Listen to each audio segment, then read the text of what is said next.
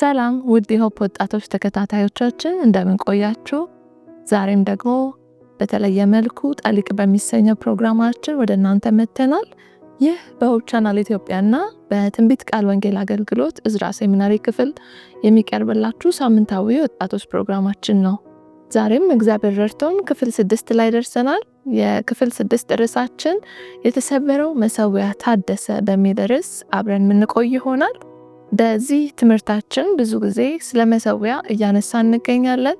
ይህ መሠዊያ ይሰበራል፣ ግን ደግሞ ደስ የሚለው ይታደሳል። ዛሬ ጠላት በተለያየ መልኩ ወጣቶችን እየፈተነ ከሚገኝበት ነገር አንዱ ቢኖር ሶሻል ሚዲያ፣ የሚዲያ ወይም የስክሪን አጠቃቀማችን ነው።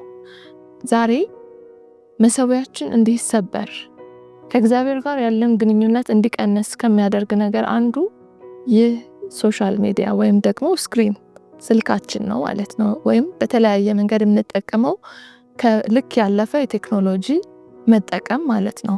ዛሬ የኤልያስን ታሪክ በማንሳት በተራራ ላይ ወጥቶ የተሰበረው መሠዊያ የታደሰውን በማንሳት ዛሬስ ወጣቶች በምን ይፈተናሉ፣ መሠዊያችንስ በምን መልኩ ይሰበራል በሚለው ርዕስ አብረን እንቆያለን።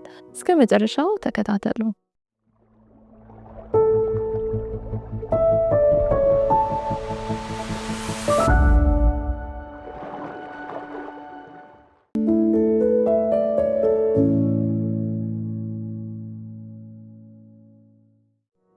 ማርክ ውድማን በቤተ ክርስቲያናችን እንደ ተወርዋሪ ኮከብ ብልጭ ብለው ከጠፉ አገልጋዮች መሃል አንዱ ነው። በ2010 ዓመተ ምህረት በያዘ የካንሰር ህመም ህይወቱ ከማለፉ በፊት ልክ እንደ ኢየሱስ ለ3 ዓመት ተኩል ልዩን አገልግሎት ሰጥቷል። በተወለደበት በደቡብ አፍሪካ ብዙ አገልግሎት ሰጥቷል። አለፍ ሲልም በአውስትራሊያ፣ በአፍሪካና በአውሮፓ ብዙ አገልግሎቶችን ሰጥቷል። እሱ ጥሎልን የሄደው ብዙ ትምህርታዊ ቪዲዮዎች፣ ማስተማሪያዎች እኔንም ጨምሮ ለብዙዎቻችን የጠቀመ ምስክርነትና መማሪያ ሆኖልናል እስካሁንም ድረስ። ይህ ሰው ግን ወደዚህ አገልግሎት ከመምጣቱ በፊት ያለፈበት የህይወት ምስክርነቱ አሁን ለምናነሳው የዛሬው ርዕሳችን እጅግ ጠቃሚ ነው። በልጅነቱ ያደገው በክርስቲያን ቤተሰብ ውስጥ ነው። የተመላለሰው በቤተ ክርስቲያን ውስጥ ነው። ነገር ግን ትዳር ከያዘ ኑሮውን የራሱን ኑሮ መኖር ከጀመረ በኋላ ከቤተ ክርስቲያን ወጥቶ የራሱን ህይወት መምራት ጀምሮ ነበር። በተለይም ደግሞ ሰልፍ ሄልፕ የሚባለው ይሄ የማነቃቃት ኢንዱስትሪ ውስጥ አሉ ከሚባሉ በደቡብ አፍሪካ ውስጥ አሉ ከሚባሉ ቀዳሚ ሰዎች መሃል አንዱ ነበር። እንደውም ቢጫ መልክ ያላት ሚሊዮነር መሆን ትፈልጋለህ የሚል መጽሐፍ ሁሉ አሳትሞ ነበር። በዚህ ሐሳብ ውስጥ አንድም መንፈሳዊና እግዚአብሔራዊ ሐሳብ የለበትም። ራስህን ውስጥህን በማነቃቃት የራስህን እምቅ ችሎታ በማውጣት እንዴት እዛ ይደረሳል የሚል መመሪያ እንጂ ምንም አይነት እግዚአብሔራዊ ሐሳብ አልነበረውም። ፍጹም ከጀርባ የነበረውን የመንፈሳዊ ህይወት ኑሮ ያለፈውን ዘመኑን ሁሉ ረግጦ ጥሎት ወጥቶ ነበር። በዚህ ተባባሪም ነበረች ሚስቱ። ከዚያ በኋላ ግን ህይወቱ እንደቀደመው የተደላደለና ሰላም ያለው ሊሆን እንዳልቻለ በምስክርነቱ ይናገራል። ምንም እንኳን ሰዎች አፋቸው ላይ ማርክ ውድማን የሚለው ተደጋግሞ ቢነሳም የሱ ህይወት ግን ብዙ ባዶነት ውስጥ እያለፈ ነበር። በቴሌቪዥን፣ በጋዜጦች ሚሊዮነር መሆን ይፈልጋሉ፣ ማርክ ውድማንን ይጠይቁት የሚሉ ርዕሶች ሁሉ ያላቸው የሚታተሙ ተደጋጋሚ መጽሔትና ጋዜጦች በሱ ስም ይወጡ ነበር። ይህ ሰው ግን ከጊዜ ወደ ጊዜ ኑሮውን መምራት እስኪያቅተው ድረስ እየደህየ እያጣ የመብራትና የውሃ የሚከፍለውን እስከ ማጣት ድረስ እንደተቸገረ በምስክርነቱ ይናገራል። በመጨረሻ ይህ ሰው ጊዜ ወስዶ ይህ ሁሉ ለምን ሆነ የሚለውን ለማጤን ጊዜ እንደወሰደ ከዚያም በኋላ ከዚያ ካሳለፈው ከዚህ ተግዳሮት ውስጥ ደግሞ አንድ መልካም ነገር እንዳወጣ ይመሰክራል። ሁሉንም ለመናገር ጊዜ የለኝም፣ ያንን ለእናንተ እተዋለሁ፣ ማየት ትችላላችሁ። ነገር ግን ይህ ሰው ከተመለሰ በኋላ ያሉትን 3 ዓመት ተኩል የሙቀትና የግለት አገልግሎት ጊዜዎች ይህ ያሳለፈው ነገር አስተምሮታል። ለምን አጣሁ? ለምን አልተሳካልኝም? ለምን ባለሁበት መስመር ሙሉ ልቤን ደስታ አይሰማውም? ለምን ውስጤ ይጨነቃል? ለምን አልተረጋጋሁም? የሚሉ ራስን የመፈተሻ ጥያቄዎች ወደ ሕይወት መንገድ ለመመለስ እጅግ ጠቃሚ ናቸው። እግዚአብሔር አምላክም አንዳንድ ጊዜ ከመስመሩ ስንወጣ ወላጅ እንደሌላቸው ልጆች ሊተውን አይፈልግም። አንዳንድ ቁንጥጫዎችን ይልካል ያለንበትን ቦታ እንድናስተውል። ታዲያ ይህ ሰው እንኳን አልተሳካልኝ፣ በሄድኩበት መንገድ እንኳን አልሆነልኝ ይላል። ምክንያቱም በዚያው ብተው ኖሮ ጠፍቼ ቀር ነበር ይላል። በመጽሐፍ ቅዱሳችን አንደኛ ነገሥት ምዕራፍ 17 ላይ የእግዚአብሔር ሕዝብ ከእግዚአብሔር አምልኮ ከትክክለኛው ሐሳብ መስመር ለቆ በወጣ ጊዜ እግዚአብሔር ኤልያስን ላከው። ወደ እስራኤል ሕዝብም ሂድ፣ ለ3 ዓመት ዝናብ እንዳይዘንብ ከልክል ብሎ ሲያዘው እናያለን። ያኔ እስራኤላውያን ለ3 ዓመት ሲቸገሩ ወደ እግዚአብሔር ለማየት ዓይናቸውን አቀኑ። ለካም ከእግዚአብሔር ውጭ መሄዳችን ጎርቶናል ብለው እንዲያስቡ የመዳን መንገድን ቀደደላቸው። እግዚአብሔር በተለያየ መንገድ ወደኛ ይመጣል። አንዳንድ ጊዜ ወደ ኋላ ስንል ሊመክረን ሊያስታውሰን፣ አንዳንዱ ብልህ ሰው ቶሎ ይረዳና ከሳተበት መንገድ ምልስ ብሎ መንገዱን ከጌታ ጋር ያስተካክልና ሕይወቱን በመልካም ይመራል። አንዳንዱ ደግሞ ብዙ ርቀት ይሄዳል፣ አካሉን፣ ኑሮውን፣ ዕድሜውን እስኪጎዳ ድረስ። ምናልባት ወንድሜና እህቴ ያደግሽበት ወይም ደግሞ በፊት በግለት የተመላለስክበትን ሕይወትህን ትተኸው ይሆን? እግዚአብሔር ዝም አይልም። በተለያየ መንገድ ይመጣል። ለአንዳንዱ በማጣት ለአንዳንዱ በተለያየ ነገር። የእግዚአብሔር አሰራር ብዙ ነው። ምናልባት ዛሬ ጊዜ ወስደሽ እግዚአብሔር እንድታስብበት እድል ይሰጣል። ምንድን ነው ከጌታዬ ጋር ያበላሸውት መስመር? እንደ ሐሳቡ ያልሄድኩበት፣ እግዚአብሔርም ሊናገረኝ እየሞከረበት ያለው መንገድ በሰው በሁኔታ ምን ይሆን ብላችሁ ራሳችሁ እንድታዩ አደራ እላለሁ። ራሱን ዞር ብሎ የማይሄድ ሕይወት ልጓም የሌለው ተበጥሶ የሚወድቅ ሕይወት ነው። ስለዚህ የዛሬው ሰንበት ትምህርታችን የፈረሰ የተዋችሁት የቀደመ ማንነት ካለ ጊዜ ወስዳችሁ መለስ ብላችሁ አስቡት። ከተንደረደራችሁበት ጥፋት ትመለሱ ይሆናል ይላል። ወጣቶች በሚያደርጉት ውይይት ውስጥ ይህን ባይምሯችሁ እያሰላሰላችሁ ወደ ጌታ ወደ ሐሳቡም የመመለሻ ራስን ከጌታ ጋር የማስታረቂያ ጊዜ እንዲሆንላችሁ ምኞቴና ጸሎቴ ነው። ተባረኩ።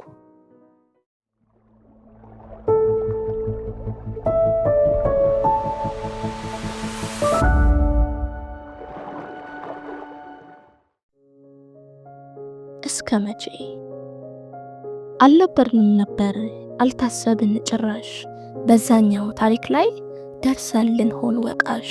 ደም እንኳን አልነበርንም የኛነት ጅማሬ፣ እንዴት እንዲያ ልንል የሰማን በወሬ። ያን ሕዝብ ያን እስራኤል ያንን ጊዜ ያንን ታሪክ አብጠርጥረን አጠና ነው። ከዚያም አያይዘን ወቃቀስ ነው ተቻቸ ነው። ሰው እንዴት በዚያ ልክ ይክዳል ይሞኛል፣ ያንን አምላክ ትቶ ጥፋትን ያመልካል። ሰው እንዴት በዚያ ልክ ጥበቃው እየበዛ እግሮቹ ይፈጥናሉ ለጥፋት ላመጻ። ከዚያ ከባርነት አውጣን እንዳላለ ደርሶ እንዴት ይመኛል ባልወጣው እያለን ተቸነው። ያንን ጊዜ ወቃቀስ ነው። ሕዝቡን በዚህ በዚያ ከፋፍለን ለየነው። ግና ወደዚህኛው ዘመን ወዲህ የዞርለት ይህን ማን ይውቀሰው የባሰውን ዝቅጠት፣ እዚህ ይደርስ ዘንድ ስንት የተለፋበት። ጠቦት በጋል ነበር ሰው ነበር መስዋዕቱ፣ ያውም ብዙ ሳይሆን አንድ ሆኖ ለአባቱ። ይመስልሃል እንደው በአንድ ጀንበር ደርሶ የሰው ልጅ የሚወድቅ በኃጢአቱ ረክሶ? ቀስ በቀስ እንቁላል እንዲል ያገሬ ሰው፣ ትንሿ ናት አድጋ ሀገር ምታምሰው።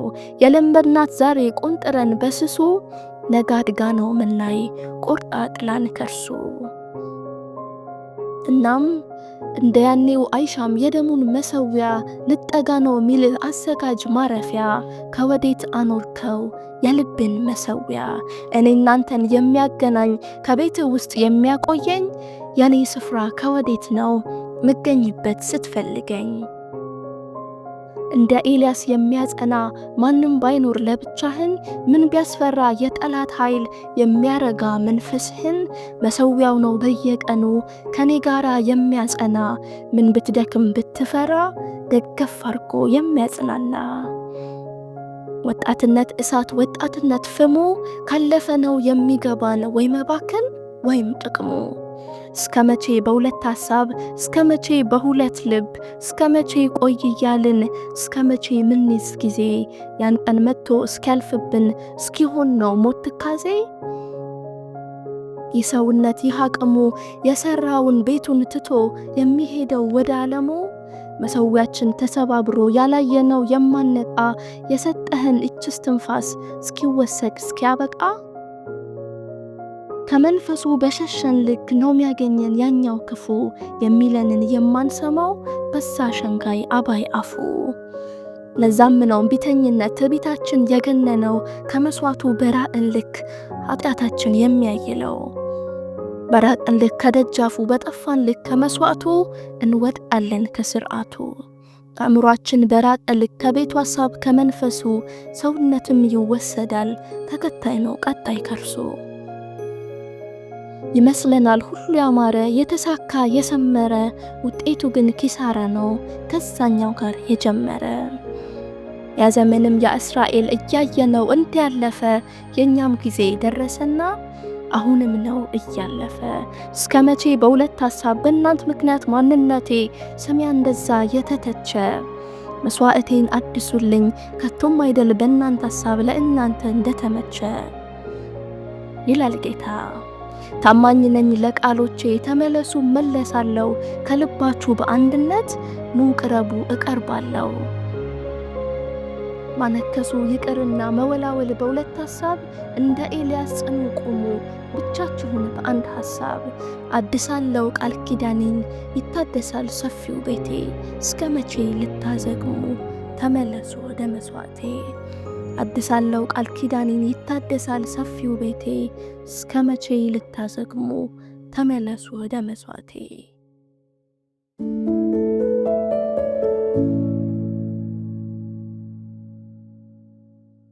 እንደምን ቆያችሁ ተመልካቾቻችን የዚህን ሳምንት ትምህርታችን የተሰበረው መሰዊያ ታደሰ በሚል ርዕስ የተማርን ያለውን ከአጭር መግለጫ ተመልሰናል እንግዲህ የዚህ ሳምንት ተወያዮቼን ደግሞ አስተዋውቃችኋለሁ ከግራጎንስ ጀምር ወንድም ኖህ አለ ከዛ ቴሚሪያም እንደገና ደግሞ ሄዋን አሉ እንኳን ደህና መጣችሁ ለማለት እወዳለሁ ስለዚህ በዚህ ርዕስ ላይ የተወያየን ሐሳቦችን እየተማርን ቆያለን ማለት ነው ጥያቄዎችን ነው የምጠይቀው የመጀመሪያውን ጥያቄ ለኖህ ነው ማቀርበውና ታሪኩ ያነሳን ያለ ነው አንደኛ ነገሥት ምዕራፍ 18 ነው የኤልያስ ታሪክ ነው ማለት ነውና እንደውም ቁጥር 30 ላይ ያለው ሐሳብ ነው ኤልያስ ህዝቡን ወደኔ ቀረቡ አላቸው ከዛ ህዝቡ ወደ እርሱ ቀረቡ ፈርሶ የነበረውን የእግዚአብሔር መሰዊያ አበጀ በሚለው ርዕስ ላይ ነው የምንወያየው ማለት ነውና በዛሬው አውድ በዚህ ርዕሳችን ላይ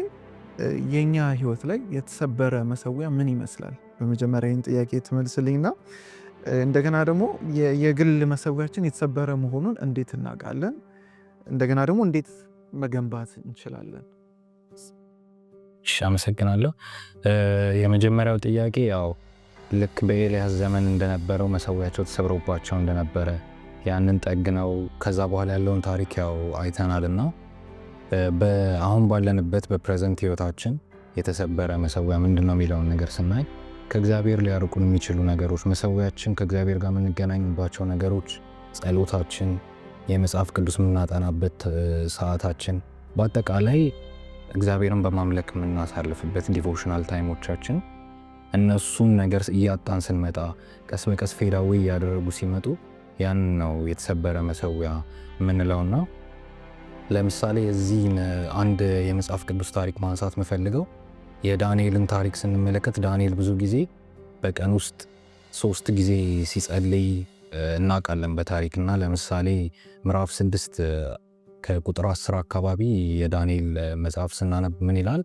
በንጉሱ ዳሪዮስ ጊዜ ታውጆ ስለነበረ አንድ አዋጅ እናያለንና ወደ ንጉሱ ብቻ እንዲጸለይና ወደ ሌላ አምላክ የሚጸልይ በሙሉ ወደ አንበሳ ጉድጓድ እንዲጣል። ግን ያም ቢሆን ዳንኤል ያንን አዋጅ ሰምቶ እንደመጣ ያደረገው ነገር ቤቱ ገብቶ ሁልጊዜ እንደሚጸልየው መስኮቱን ዘግቶ እንደጸለየ ነው እና ከዛም በኋላ ደግሞ ወደ አንበሳ ጉድጓድም ተጥሎ ሰርቫይቭ እንዳደረገ እናያለንና ልክ አሁን እኛ በዚህ ታይም እንዲሁም ያን ያህልም ወርስ የሆነ ነገር ሳይደርስብን ምን ያህል ለጸሎት ቀርበናል፣ ለመጽሐፍ ቅዱስ ጥናታችን ቀርበናል የሚለውን ነገር እንድናስበው። ሁለተኛው ጥያቄ ደግሞ ያው እንዴት ነው አሁን ላይ ያለን መሰዊያችን እንደተሰበረ የምናውቀው የሚለውን ነገር ስናይ የተሰበረ መሰዊያ ሲኖረን ወይም ደግሞ ከእግዚአብሔር ስንርቅ በህይወታችን ደስታን እናጣለን።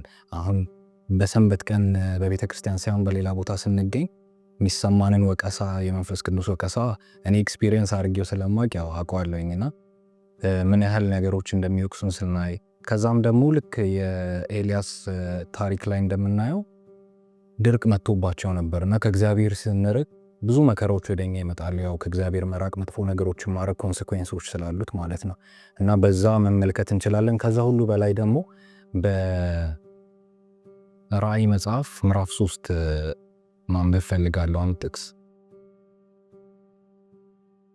ራእይ የምዕራፍ 3 ከቁጥር 14 ጀምሮ እንደዚህ ይላል። በላዶቂያ ላለው ቤተክርስቲያን መልእክት እንዲህ ብለህ ጻፍ ይላልና አሜን የሆነው ደግሞም ታማኝ እውነተኛ ምስክር የሆነው እግዚአብሔር ፍጥረት ገዢ የሆነው እንዲህ ይላል። ቀዝቃዛ ወይም ትኩስ እንዳልሆንክ ስራህን አውቃለሁ። ቀዝቃዛ ወይም ትኩስ ብትሆን በወደድኩ ነበር። እንግዲህ ለብ ያለ ብቻ እንጂ ትኩስ ወይም ቀዝቃዛ ስላልሆንክ ካፌ አውጥቼ ልተፋ ነው እና ይሄ በትንቢቱንም እንደተማርነው አሁን ላለው ለዘመናችን ቤተክርስቲያን የተጻፈ እንደሆነ እናውቃለንና ቀዝቀዝ ብለን ወይ ለባላልንም ወይም ደግሞ አልቀዘቀዝንም ያንን ነገር ስለተጻፈም ስለኛ ስለሆነ የተጻፈው በዚህ መሰዊያችን እንደተሰበረ ማወቅ እንችላለን። ከዛ የመጨረሻውና ዋናው ነገር ደግሞ ብዬ ማስበው እንዴት ነው ይህንን የተሰበረ መሰዊያችን መጠገን የምንችለው? በመጀመሪያ እንደተሰበረ ማወቅ አንድ ነገር ነው። ችግሮቻችንን ማወቅ ምንድነው ከእግዚአብሔር ያጎደልነው ነገር ምንድነው እያደረግን ያልሆነው ነገር ምንንስ ነው ከማድረግ ካለብን የጸሎት ታይማችን እየወሰደብን ያለው ነገር የሚለውን ማወቅ መቻል አለብን። ከዛ በመቀጠል ደግሞ እግዚአብሔርን በቅንነት መቅረብ መቻል አለብን እና እግዚአብሔር ደግሞ ስንቀርበው መሐሪ እንደሆነ በመጽሐፍ ቅዱሳችን ላይ ተጠቅሷልና አንድ ጥቅስ ማንበብ ፈልጋለሁ።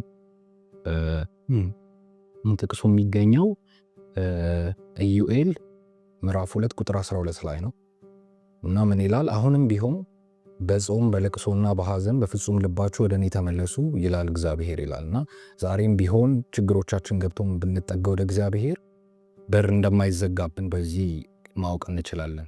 ከዛ በኋላ ደግሞ ነገሮችን ሀቢት ማድረግ ነው። ዛሬ በቃ እኔ መመለስ አለብኝ ብዬ በቀን 4 ሰዓት ሙሉ አንብቤ መጽሐፍ ቅዱሴን ከዛ በኋላ ነገ ለማንበብ ሳይሆን ቀስ በቀስ ወደ እግዚአብሔር እየቀረብኩኝ መሰዊያውን መልሶ መገንባት ይቻላልና ይሄ ነው ያለኝ ሀሳብ።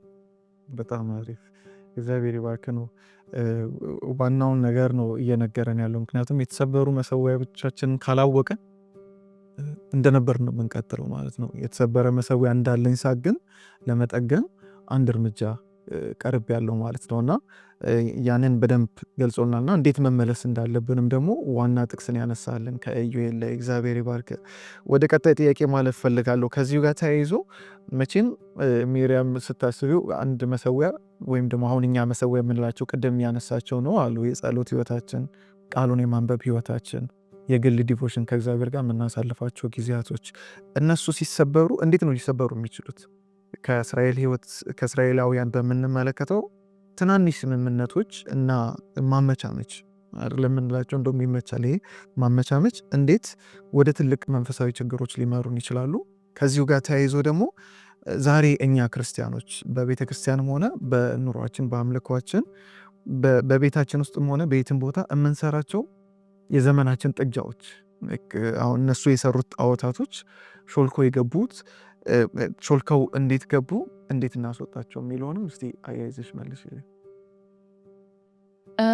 መንፈሳዊ መውደቅ ስናይ ጊዜ በአንዴ የሚመጣ ነገር አይደለም። ብዙ ጊዜ ምንም አይነት ውድቀቶች ራሱ በአንዴ የምንደርስባቸው አይደለም። ለምሳሌ እኔ የአካላዊ እንቅስቃሴ ማድረግ ባቆም በሳምንት ውስጥ 1 ሳምንት ቢሆነኝ ካቆምኩ ይህን ያለ ቀነስኩ ሆኜ ሊመስለኝ አይችልም። 1 ወር እያልኩ ከዛ በኋላ 6 ወር፣ 1 ዓመት፣ 2 ዓመት፣ 3 ዓመት ላይ ስደርስ ራሴን በጣም ወፍሬ ወይም ምንም አቅም ሳይኖረኝ አገኘዋለሁ እና በጣም ከባድ ውድቀት ውስጥ አገኘዋለሁ ማለት ነው።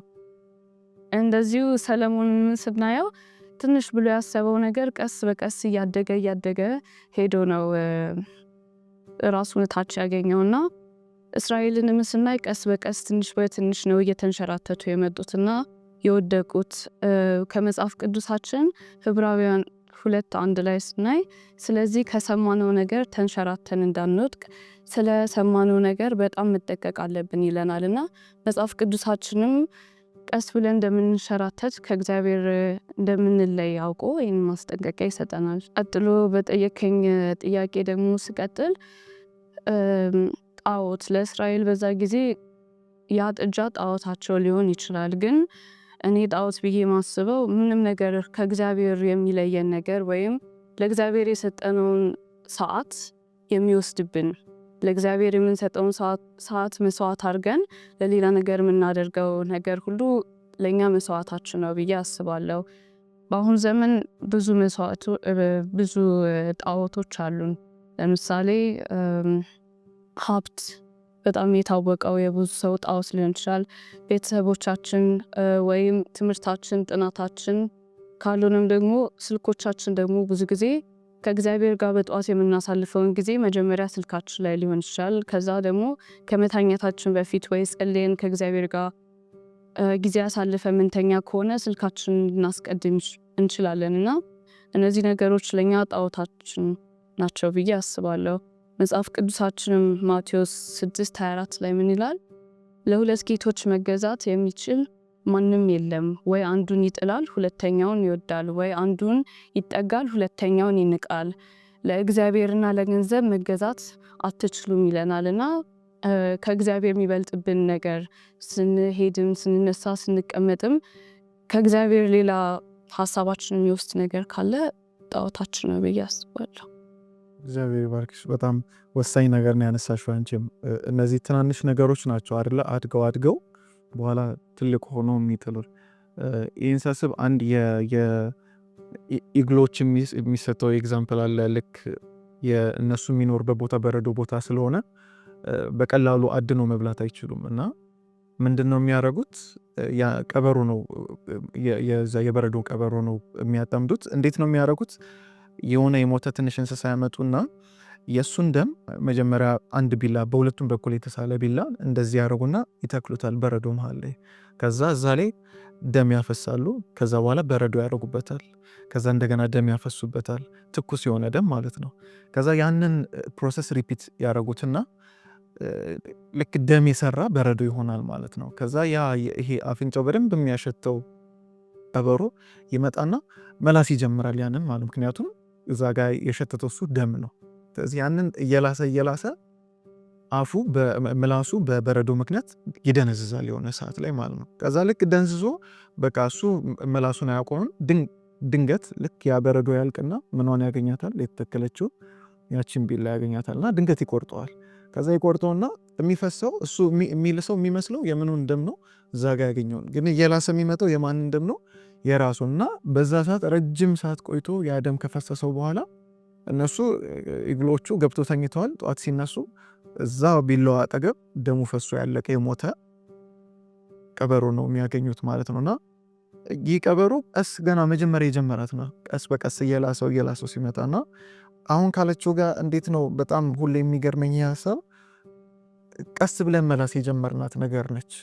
ከእግዚአብሔር ጋር ያለን ህይወት ሙት እንዲሆን የሚያደርገን ቀስ ብለን የጀመርናት ቅድም ብላ ነበር። አንድ የጸሎት ሰዓት ስኪፕ ስናደርግ አንድ ሩቲናችን ሲያልፍና እንደው እግዚአብሔር ይጠብቅልን እሳ ደረጃ ከመድረሳችን በፊት ወደ መጨረሻው ጥያቄ ስመጣ ሄዊ ወደ አንቺ ልምጣና መቼም እኛ በብርታት አንቆምም፣ ግን እግዚአብሔር አሳልፎ ሊያቆመን ይችላልና እዚህ የአንደኛ ነገሥት ምዕራፍ 18 ላይ ስለ ኤልያስ ታሪክ ስናይ ሁለት ሊነጻጸሩ ስናያቸው የሚከብዱ ነገሮች ነው የምናየው። ኤልያስና 400 ነቢያት፣ አንድ ሰውና 400 ሰዎች እና ኤልያስ በጣም ደፋር ሆኖ ቆሞ እናየዋልና እንዴት ነው ያንን ድፍረት ያገኘው ብቻውን መቆም?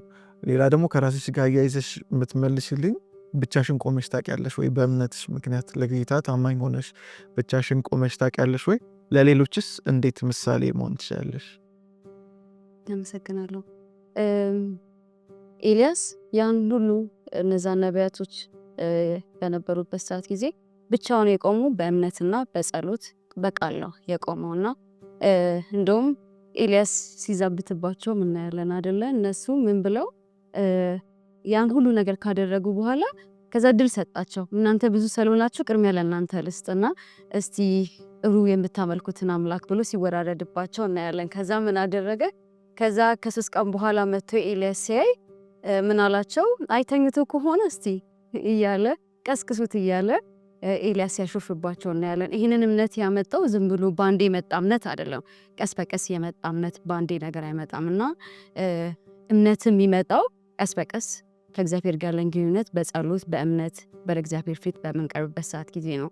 እንዳልከው እንደዚህ አይነት ነገር አጋጥሞሽ ያውቃል ወይ ላልከው፣ አዎ በጣም አጋጥሞኝ ያውቃል።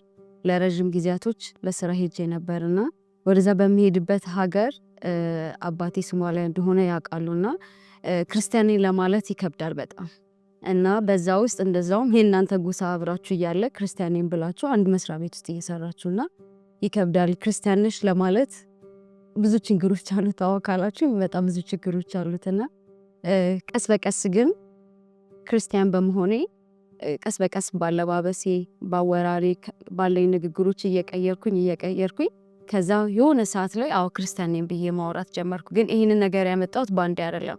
ቃሉን በማንበብ በእምነት በእግዚአብሔር ፊት በመቅረብ እንደገና ደግሞ አሳልፎ እንደማይሰጠኝ በእግዚአብሔር በመተማመን እነዚህ ነገሮች አዎ ክርስቲያን ነኝ ብዬ ለማውራት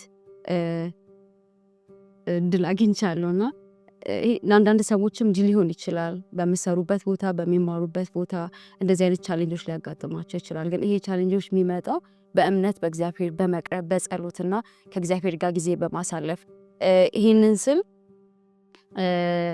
ያዕቆብ ምዕራፍ 5:17 ላይ እንደዚህ ይላል፣ ኤልያስም እንደኛ ሰው ነበረ፣ ዝናብም እንዳይዘንብ አጥብቆ ጸለየ፣ በምድር ላይም 3 ዓመት ተኩል ዝናብ አልዘነበ። በምንድን ነው? በእምነት እና ደግሞ በማለት በመጸለይ እንደኛ ሰው ነበር። ግን ሰው ሆኖ ግን በልምምድ እንደመጣ እንመለከታለን።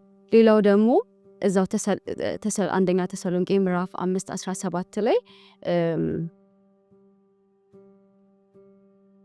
እንዲህ ይላል 5:17 ላይ ሳታቋርጡ ጸልዩ። ስለዚህ ሁሌ ምን ማለት አለብን? በእምነታችን ድፍረት ለማግኘት ሳናቋርጥ መጸለይ፣ ወደ እግዚአብሔር መቅረብ መሆን አለበት። በመጸለይና በመጾም ከእግዚአብሔር ጋር ግንኙነታችን ማጠንከር። ከዛ ኤልያስም ከዛ በኋላ ያመጣውን ኤልያስ ልክ ምን አደረገ? ያን ሁሉ በሰዓት ካደረገ በኋላ እግዚአብሔር የኤልያስን አምላክ ሲያመልኩ እናያለን እና ልክ 3 ዓመት ተኩል ዝናብ ሳይዘንብ ከዛ ከመስዋዕቱ በኋላ ግን ዝናብ ዘንቦ እንደውም አጠገቡ ያሉ ሰዎች ምን ይሉ ነበረ? እሳቱ እንዳይበላቸው ራሳቸውን የሚፈሩ ነበርና ከዛ በኋላ የኤልያስን አምላክ ማምለክ ጀመሩ፣ እግዚአብሔር ማመስገን ጀመሩ። እኛ እንደዚህ አይነት ሁኔታ ውስጥ ስናይ ለእኛ ብቻ ሳይሆን ለሌሎች ሰዎችም እድል ልንከፍት እንችላለንና እነዚህ አጋጣሚዎችን መጠቀም አለብን። በጣም ጥሩ። እግዚአብሔር ይባርክሽ የሆነ አንቺም እነዚህ ነገሮች በተለይ በየጊዜው የሚያጋጥሙን የህይወት ፈተናዎች ናቸው ብዬ አስባለሁ። ደፍረን አለመቆም፣ አንዳንድ ቦታ ላይ እምነታችን መናገር አንፈልግም። በእግዚአብሔር እንደምናምንም ባይታወቅ ደስ ይለናል። አንዳንድ ቦታ ላይ ያለንበት ሁኔታ ግን እንግዲህ መሰዊያችን በትክክል የተሰራ ከሆነ ግን በየትኛውም ቦታ ልንቆም እንችላለን። እንደ ኤልያስ የመናገር ድፍረቱ የለኝ መቼም አላፊዝም ሌላ እምነት ላይ ግን አትሊስት እግዚአብሔር ለእኔ በቃ በሱ ተማምኜ እንድቆም እንደሚያደርገኝ አምናለሁ እና ያንን ማድረግ እንድንችል እግዚአብሔር ይርዳን። እንግዲህ ውድ ተመልካቾቻችን የውይይት ጊዜያችን ይህን ይመስል ነበር። ምናልባት እናንተም ጋር የተሰበረ መሰዊያ ካላችሁ እንድታድሱ እግዚአብሔር ይህን እድል እየሰጣችሁ ይሆናል። ስለዚህ እንዴት መመለስ እንዳለብንም አውርተናል። እንዴት እንደተሰበረብን ማወቅ እንችላለን የሚለውንም ተነጋግረናል። ከዛ በመነሳት የተሰበረባችሁን መሰዊያ እንድትሰሩ ለእናንተ እናደፋፍራችኋለን ማለት ነው። ከቀሪ ፕሮግራሞቻችን ጋር አብራችሁን ሁኑ። እግዚአብሔር ይባርካችሁ።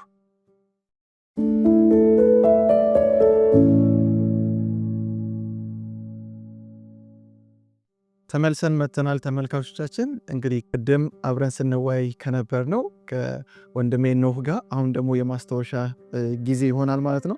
እንግዲህ ይህን የማስታወሻ ጊዜ የምንወስደው ለምንድን ነው? ከዚህ በፊትም እንደምንለው የመጻፍና ማስታወሻ የመያዝን ልምድ እንድናዳብር ነው ማለት ነው። እና እስቲ ኖህ የመጻፍ ልምድ እንዴት ይመስላል? መጽሐፍ ቅዱስ ስታጠና ወይም ሰንበት ትምህርትም ቢሆን ምንም ስታጠና የመጻፍ ልምድ እንዴት ነው? እና ደግሞ ምን ጥቅም አግኝተህበት ታውቃለህ? እሺ ያው መጽሐፍ ቅዱስም ሆነ ሰንበት ትምህርት ሳጠና ፐርሰናሊ መጻፌ ሞር ተደጋጋሚ እንዳጠና ያደርገኛል።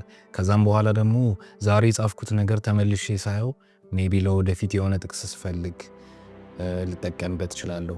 እናም ደግሞ አይተን ከምናልፈው ነገር ወይም ደግሞ ከምንናገረው ነገር ይልቅ ከአንድ ቦታ አይተን ድጋሚ ስንጽፈው ደግሞ አእምሯችን ላይ የመቀመጥ ነገሩ ስለሚጨምር ያው መጽሐፍ በጣም ኢምፖርታንት ነው ብዬ አስባለሁ።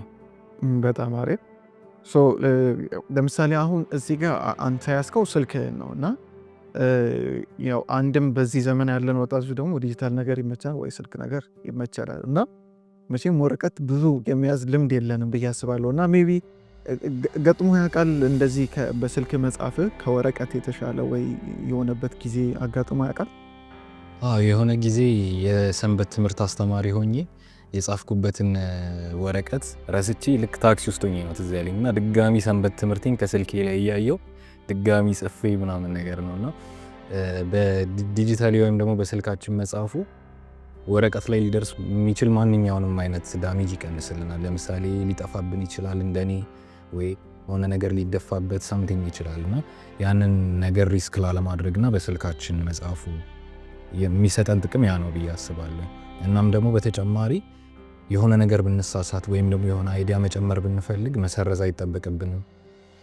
እዛው ላይ ገብተን ኤዲት ማድረግ እንችላለን። ከዛ በላይ ደግሞ የምንፈልጋቸውን ነገሮች በከለር በምናምን በማድረግ የተለያዩ ሀሳቦችን ማስቀመጥ እንችላለን እና ያው የመጽሐፉን ነገር ሞር ኢንጆይ እንዳደርገው ያደርገኛል እኔ ፐርሰናሊ እና ያ ነገር አለ። ከዛም በኋላ ደግሞ እኔ በተለይ በደንብ የተረዳሁትና ለእኔ የጠቀመኝ ነገር ስልኬ ላይ ማጠፋው አብዛኛው ጊዜ በፊት ለምሳሌ ወይ ኢንስታግራም ላይ ምናምን እያየው ሊሆን ይችላል የሆነ ነገር እና አሁን ግን ብዙ ጊዜ ስልኬን ሲይዝ የምጽፍበት አፕሊኬሽን ውስጥ ገብቼ የመጽሐፍ ነገር ወደ አእምሮዬ ሲመጣ ይቻለውኝ እና ሞር ስልካችንን ሌላ ነገር ከምናደርግበት ይልቅ ይሄኛውን ሀቢት በማዳበር ስልካችንን ስንይዘው ወዲያው አእምሮአችን የሚመጣው ነገር መጽሐፍ እንዲሆንና ምንጽፈው ነገር ደግሞ ያው መጽሐፍ ቅዱስ እና ሰንበት ትምህርታችንን በየቀኑ ደግሞ ለማጥናት ይረዳል። ከዛ በላይ ደግሞ ብዙዎቻችን ሶሻል ሚዲያም ላይ ሆነ አንዳንድ ነገሮችን ሼር እናደርጋለንና ወረቀት ላይ የተጻፈን ነገር ሼር ማድረጉ ስለሚከብድ ያው ስልካችን ላይ የሆነ ስናጠና የሚያስገርመንን ነገር ለጓደኞቻችን ሼር ማድረግ እንችላለን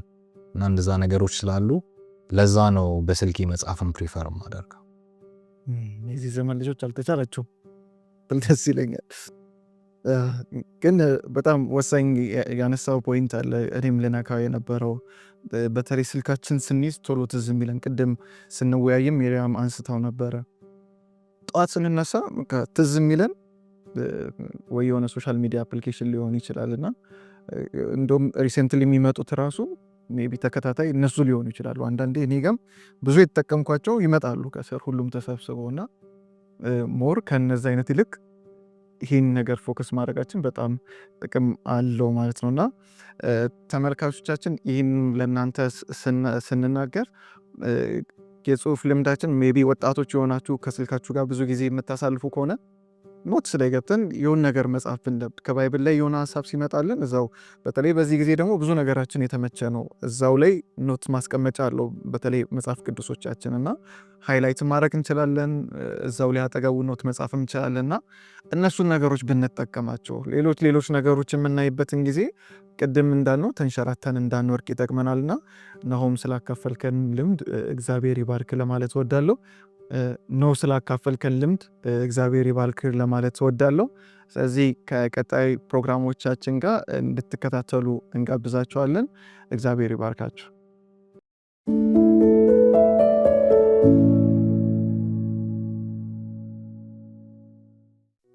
ዶክተር ኬንያስ አክበብ እባላለሁ። በሳሌም የጥርስ ሕክምና ክሊኒክ ውስጥ ዴንታል ሰርጅን ሆኜ ነው የማገለግለው። ፍልውሃ ቤተክርስቲያን ውስጥ ነው አባልነቴ። ከልጅነቴ ጀምሮ እዛው ነው ያደግኩት።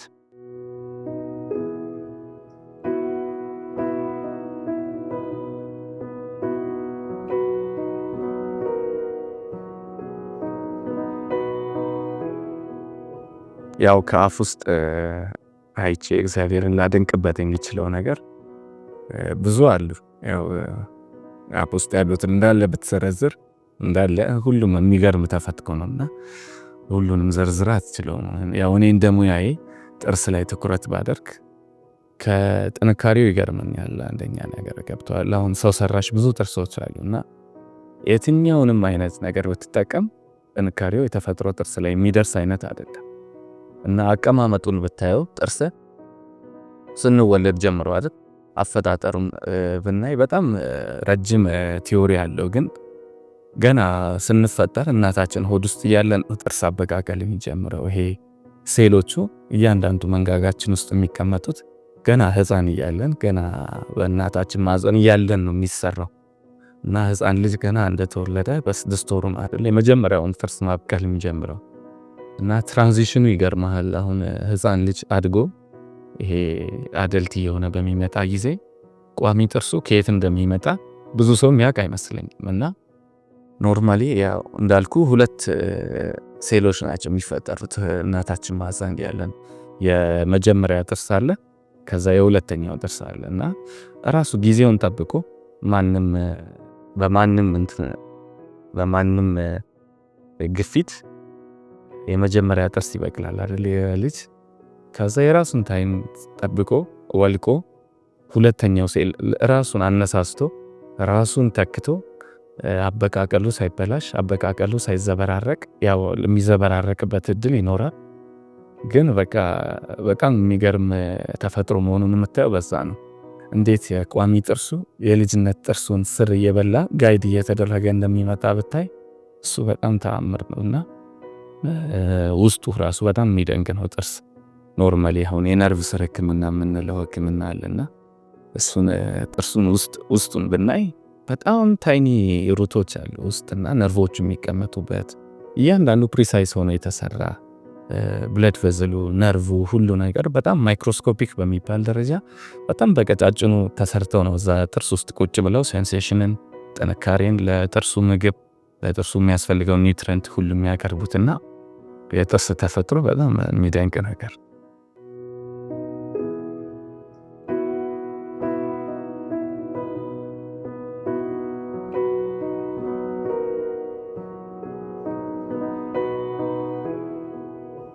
እውነት ነው። የጥርስ ሕክምና ብዙ እንክብካቤም አለው፣ ክትትልም የሚፈልግ አይነት እና የስራ አይነት ነው። ብዙ አይነት ሰው ታያለህ እንግዲህ ያው በቀን ውስጥ ብዙ ሰው እያየን ነው፣ ብዙ አይነት ሰው እያየን ነው የምንውለው እና ያው ሁሉ ሰው የተለያየ አይነት ባህሪ አለ እና ሰው እንደ መልኩ ባህሪው ይለያያልና ትዕግስትን ከሚያስተምሩ ሙያዎች ውስጥ ብዬ ከማስበው ዋነኛው የጥርስ ሕክምና ነው። ያው ለምን አልኩ ይሄንን? ያው አብዛኛው ስራችን ከህመም ጋር የተገናኘ ነገር ነው። ያው ውበቱ ጎን ለጎን እንዳለ ሆኖ አብዛኛው ስራችን ህመምን ከማስታገስ ጋር የተገናኘ ነገር ስለሆነ ሰውም ሲታመም የተለያየ አይነት ባህሪ ይዞ ይመጣልና ያን ሰው ወደ አንተ ሲመጣ በትዕግስት ካልተቀበልከው እንክብካቤ አድርገህለት ህመሙን አስታግሰህለት ካላከምከው ያው የእግዚአብሔርም ነገር እንደዛው ነው። ጎን ለጎን ከሙያዬ እንደተማርኩት ከሆነ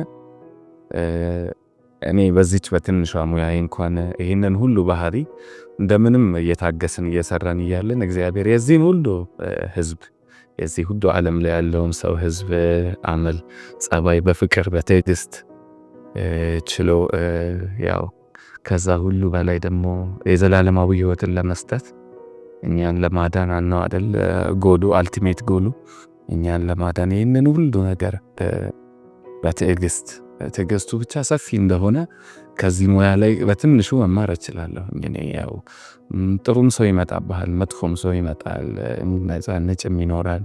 ያንን ሁሉ ነገር አንተ እንደ ሐኪም እንደ ባለሙያ ታግሰህ ያው ማለፍ መቻል አለብህ።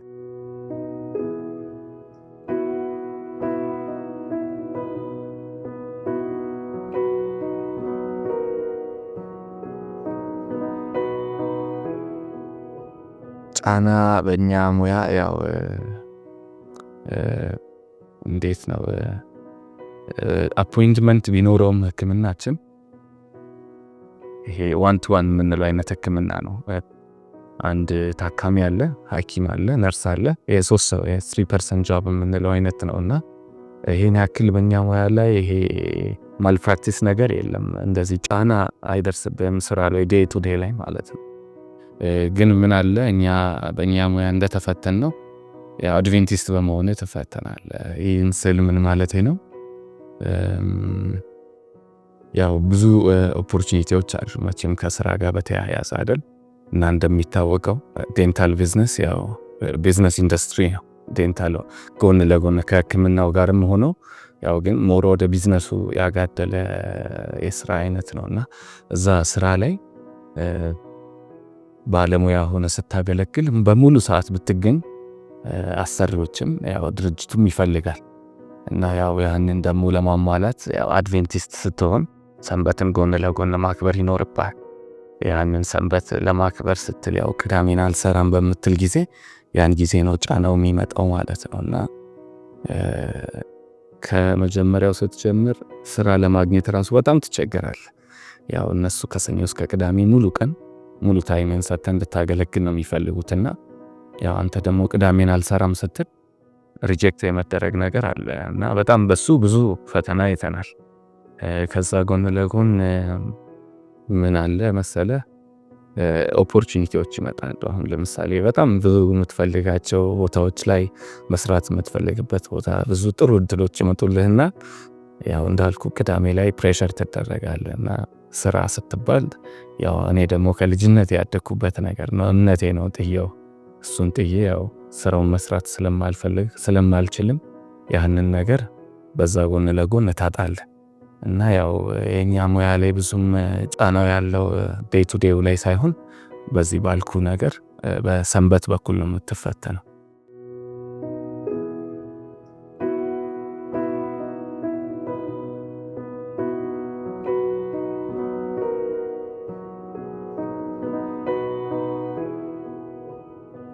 የሚያበረታታ ጊዜ ያው ከወንጌል አንፃር ከሆነ ኖርማሊ ከታካሚዎች ጋር እንዳልኩ ነው ቅድም ረጅም ሰዓት አታሳልፈው። ያው አፖይንትመንት ቢኖረውም አጭር ጊዜ ነው የምታሳልፈው እና ብዙ ጊዜ ታካሚውም ታሞ ስለሆነ የሚመጣው ሌላ ነገር የመስማት ፍላጎትም አይኖረው። ያው ግን ከታካሚ ጋርም እንደዛ አይነት ነገር ባትወያይ ያው እንደሌላ የህክምና ዘርፍ አይደለም። ይሄ ታሞ ስለሚመጣ ግዴታ አንተ ነህ ያንን ህመም ማስታገስ ያለበት። እንደዚህ ያንን መድኃኒቱን ሰጥተህ እዚህም የሚሰሩ ስራዎች ላይ አድርገህ ትኩረት የሚፈልግም ስራ አይነት ስለሆነ ያው ብዙም ሌላ ነገር ለማውራት የተመቻቸ ኤንቫይሮንመንት የለም። ግን ኮሊጎች ጋር በደንብ እድል አለ። ያው ብዙ ተቀጣሪ ያለበት መስሪያ ቤት እንደመሆኑ ያው ስለ ጌታ ስለ ክርስቶስ ስለ ወንጌልም ሰምቶ ማያውቅ ብዙ ሰው ስለሚኖር ከኮሊጎች ጋር አሁን እንደዚህ አይነት ነገር መወያየት የተለመደ ነው። በዋነኝነት ያው አድቬንቲስት የሚባለውን እምነት ሰምቶ ማያውቁ ብዙ ተቀጣሪዎች ይመጣሉ። በዚህኛውም ስራዬ ላይ ከዚህ በፊት በሰራዋቸውም ስራዎች ላይ አድቬንቲስት እምነትን ሰምቶ ማያውቃልና ምንድነው አድቬንቲስት የሚለውን ጥያቄ በሚያነሱበት ጊዜ ይህንን እድል ተጠቅሜ ብዙ ጊዜ እንደዚህ ነው ይሄ እንዲህ ነው ብዬ ወንጌልን ሰብኬም አውቃለሁ። ስለ ጌታ መስከራ ያውቃለሁ። እንዳልኩ ነው በቃ ለኮሊጎች እንጂ ያው ከታካሚ ጋር ብዙ ምቹ የሆነ ነገር የለም።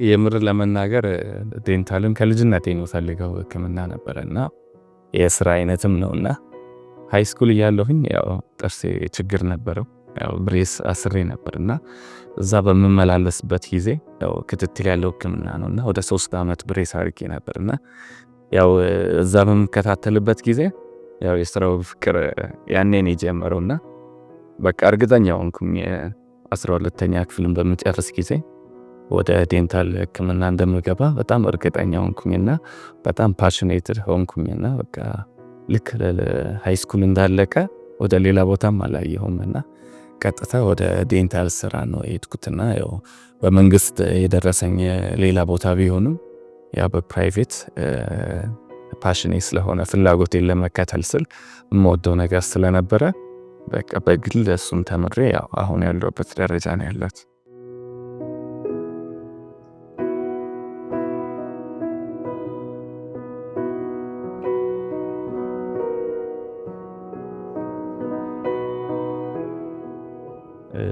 የጥርስ ህመም በጣም የታመመ ሰው ነው የሚያውቀው። ለጠላትም አንመኝም ይልኛል ለዚህ የሚመጡ ታካሚዎች ብዙ ጊዜ እንኳን ለወዳጅ ለጠላትም አንመኝም ህመም ነው ይላሉ። የጥርስ ህመም በጣም ከባድ ህመም ያው ሰውነታችን ውስጥ ነርቭ ውጪ ላይ የምናገኝበት አካል የለም አይደል? ያ ነርቭ ውጪ የምናገኘው ጥርስ ላይ ብቻ ነውና ጥርስም ቢሆን ያው በሚቦረቦር ጊዜ ያው ነርቭ ጋር በሚደርስ ጊዜ በጣም ኃይለኛ ህመም ነው የሚፈጥረውና ያንን ህመም ይዘው ነው ሰው የሚመጣውና በጣም ኖርማል አይ ቲንክ ከዓለም 3ኛ የሚባል ደረጃ ላይ መሰለኝ ከህመም አይነቶች እንደ ፔን በደረጃ ስናስቀምጠው 3ኛ ደረጃ ነው ይላሉ። ያን ያክል በጣም ኃይለኛ ህመም ነውና ተስፋ አለ አይደል? ያው ክርስቶስ በሚመጣ ጊዜ ወደዚህ ምድር አሁንም የምንኖረው እሱን ተስፋ አድርገን ነው አይደል? ያው እሱ በሚመጣ ጊዜ በአዲሱ ቤታችን ያው ህመም ስቃይና ችግር በማይኖርበት በዛ ጊዜ ይህንን ሁሉ ታካሚ መጥቶ ስቃዩን በመታይ ጊዜ ያንን ተስፋ አይተህ ትጽናናለህ። ያው ደግሞ ያ የሚመጣው ታካሚ ደግሞ ክርስቶስን ያውቅ ይሆን ወይ ብለህ ደግሞ በአንድ በኩል ትጨነቃለህ። መቼ ነው ይሄ ሰው እያለቀሰው ለሚመጣ ሰው ስታይ በጣም ነው በቃ የምትጨነቀውና መቼ ነው ይሄ ስቃይ የሚያልፈው፣ መቼ ነው ይሄ ችግር ይሄ ለቅሶ የሚያበቃው ብለህ እንደ አንድ ክርስቲያን ተስፋ ታደርጋለህ ወደፊትና ያው ለተስፋ እንጠብቃለን ማለት ነው።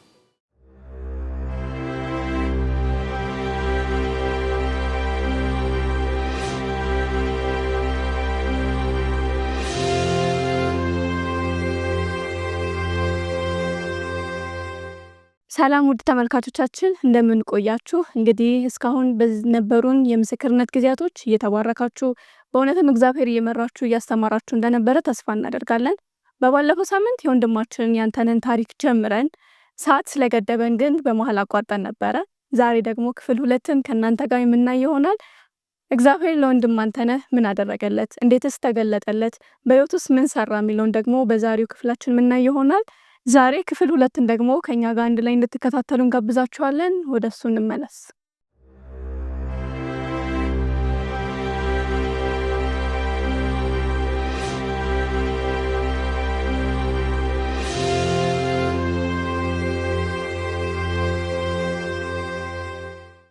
እንደዚህ መጽሐፍ መሸጥ የጽሁፍ ወንጌል አገልግሎት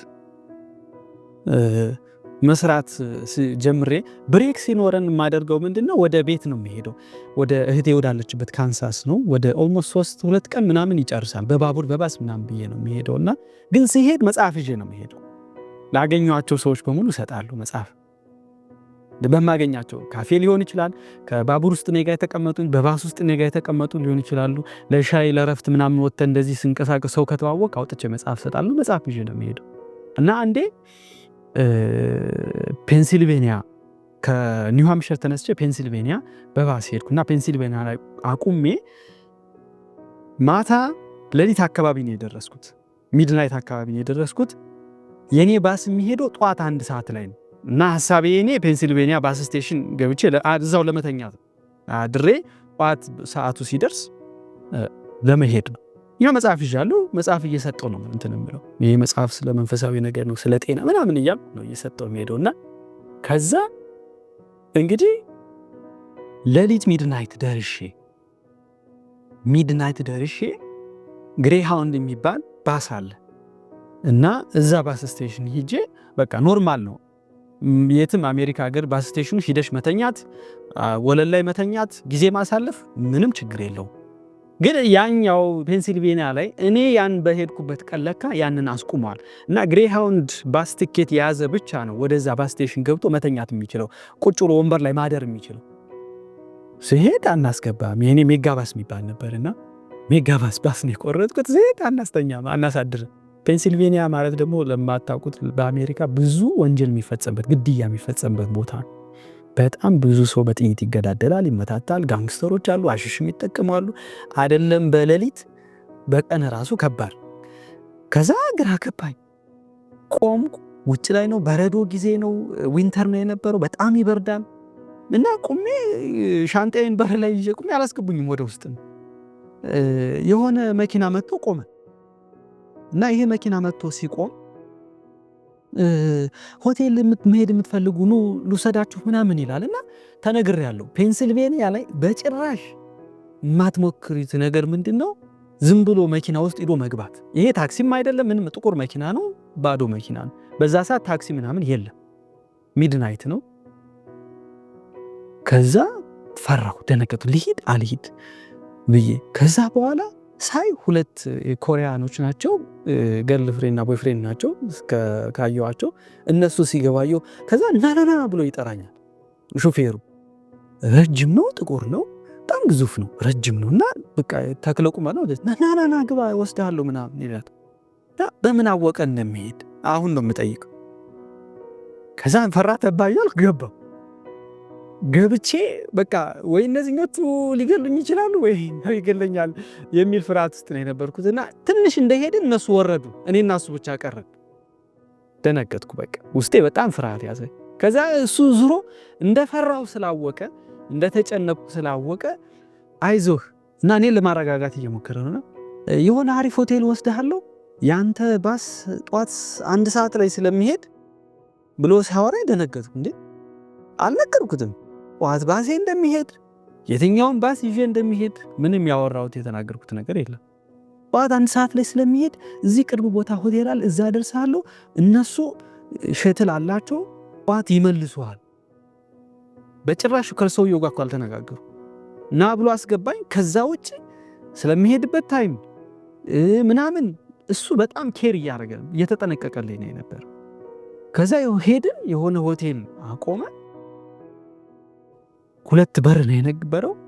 በር መጀመሪያውን ከፈትኩ፣ ሁለተኛውን ከፍቼ ስገባ ሴትዮዋ ፈረንጅ ነበረች። ፊቷ እሳት ቀይ ታውቂያለሽ፣ እሳት ነው ፊቷ። ደንግጣ ምን ሰራ ማነህ ምንድነህ ነው ያለችኝ።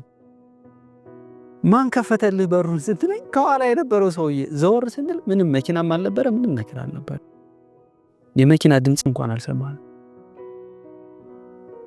ያም እግዚአብሔር የላከው መልአክ እኔን ህይወቴን ለመታደግ የላከው። በጣም የደነገጠችው ሴትዮዋ።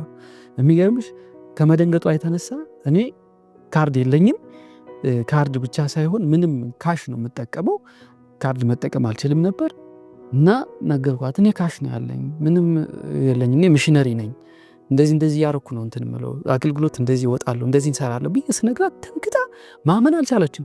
ሂዳ ቼክ እንኳን እንደባለፈው መጀመሪያ እንደተናገርኩት በሩን ቼክ ስታረግ እስቲ ሎክ እንደሆነ ነው በሩ። ግን እግዚአብሔር ከጥፋት ሊታደገኝ ሲፈልግ መልአኩን ልኮ እንደዚህ እና እዛ ካርድ ይላል ፊት ለፊት ሳይኑ ላይ ካሽ በጭራሽ አንቀበልም ይላል። እኔ ግን እግዚአብሔር ከኔ ጋር ስለነበር ካሽ ክፍዬን ጥቅሜ ሌሊት አድሬ ጧት ሸትል ነበራቸው አደረሱኝ። መጽሐፌን እየሰጠው ላገኘሁት ለሴትዮዋም ሰጥቼ ለሷም ሰጥቼ እንግዲህ ያ ገና በወጣትና በዚህ ህይወት ያየሁት ምንድነው፣ ለካ እኛ ወጣቶች በእግዚአብሔር እጅ ብሉ እግዚአብሔር መላእክቶቹን በሰው መልክም ይልካል። እኔ በህይወት ያየሁት ይሄንን እና እሱን አዛሁን እንደዛ እየተማርኩ ባለሁበት ሰዓት በጣም ይሄንን የሚሽነሪ ላይፍ ሜዲካል ሚሽነሪ የሚባለው በአካል በመንፈስ በአእምሮ ማደግ የሚባለውን ነገር ከመውደድ የተነሳ ይሄ ነገር ለኢትዮጵያ ወጣቶች ያስፈልጋል የሚል ነገር ወደ ውስጥ የመጣ ወደዛ ተቋም ሲሄድ በአካል በመንፈስ በአይምሮ ወድቄ ነው የሄድኩት። በጣም ያው ዲፕሬሽን ሲደርስ አንዱ ምንድነው አካላዊ ደካማ ነው የምትሆኝ፣ በጣም ምትዝ ያለሽ ዊክ ነው የምትሆኝም። አይምሮሽ ያው ራስ ለማጥፋት ነው፣ ያው መንፈሳዊ በሽታ ነው እሱ። እና ስትሮንግ የሆነ ነገር ወደ ልቤ ይመጣ ነበር።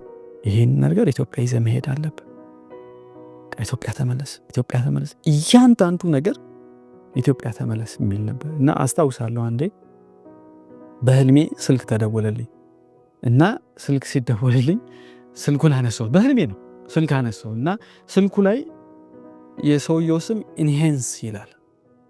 ኢንሄንስ አረሰው፣ መቼም አረሰው። ኢንሄንስ ይላል እና ኢንሄንስ ነው የሚለውና አይቶ ማን ነው ደግሞ ኢንሄንስ ብዬ ነቃሁና በእንቅልፍ ልቤ ነቅቼ ጓደኛ ሩሜቴን እንጠይቀው ነበር። ኢንሄንስ ማለት ምን ማለት ነው? ማሳደግ ማለት ነው፣ አስፋው፣ አሳድገው ማለት ነው። እና ያ ምንድነው ከእግዚአብሔር መልእክት ነበር ለኔ።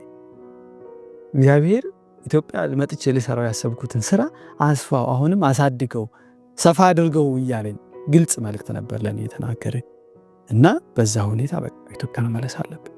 ይህንን መልእክት ይዤ ብዙ እንደኔ ያሉ ወጣቶች በፖለቲካ፣ በኳስ፣ በገንዘብ ፍቅር ተስፋ የቆረጡ ዓላማቸውን ያላወቁ ወጣቶች አሉና ያንን ይዤ መሄድ አለብኝ። ይህንን ለኔ የደረሰው በረከት ለነሱ መድረስ አለበት። አሜሪካ የሄድኩት ግን ሚሽነሪ ተቋም ልገባ አይደለም። አሜሪካ የሄድኩት የአሜሪካን ድሪም ለመኖር። ወደ አሜሪካ ሲሄድ ኮምፒውተር ነበረኝ። ኮምፒውተሬ ላይ በጣም ውድ የሆኑ መኪናዎች ናቸው ስክሪን ሴቭ ማድረጋቸው። አሁን ወጣቶች ያው ያውቃሉ። የምትወዱን ነገር ነው ስክሪን ሴቭ የምታደርጊው አይደል? አሁን የልጄና የባለቤቴ ስልኬን ምን ለማለት ነው መኪና ነበር፣ መስታንግ የሚባል መኪና የምታውቁ ከሆነ ወጣቶች ሊያውቁት ይችላል። መስታንግ የሚባል መኪና የሚገርም፣ እሱን ለመግዛት ኦሽን ላይ ለመስራት ሳይን አፕ አድርጌ ጨርሼ በቃ ኦሽን 6 ወር 8 ወር ሂደሽ እዛው እያደርሽ እዛው እየበላሽ እየጠጣሽ ስትሰሪ ብዙ ብር ይከፈላል። ከ30 እስከ 40 ሺህ ዶላር ይከፈል ነበር። እሱን ሰርቼ መኪና ገዝቼ ነበር እንትን ለማድረግ የምፈልገው፣ ለመኖር የምፈልገው። አሜሪካ የሄድኩት ለዛ ነው እንጂ ለዚህ አገልግሎት አልነበር በጭራሽ። የኔ ሐሳብም እቅዴም ዓላማዬም አንድ ቀን ባይምሮ መጥቶ አያውቅም። እግዚአብሔር ለማገልገል ወጣቶች እንደዚህ ለማድረግ ለማሰልጠን የሚለው ነገር ሐሳቤ ውስጥ። አሁን ግን እግዚአብሔር ፐርፐስ ሰጠኝ። ክርስቶስን በዛ ተቋም 3 ዓመት አየሁት ፊት ለፊት። ያጋንንትም ስራ ባይኔ አየሁ፣ የክርስቶስም ስራ ባይኔ አየሁ። ከዛ ይህን ነገር ይዤ መሄድ አለብኝ የሚል ሐሳብ ወደ ውስጥ የመጣ።